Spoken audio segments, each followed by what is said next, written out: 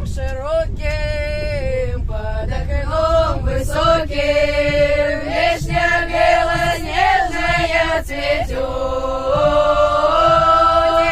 Мимо этой вишни, мимо этой хаты, парень бравый первый раз идет.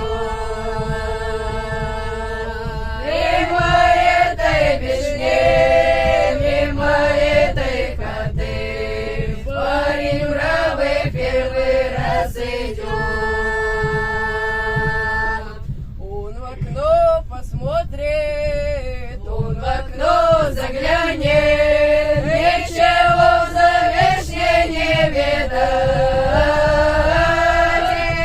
Отойдет старуху, спросит про девчонку, вишня возвращается опять.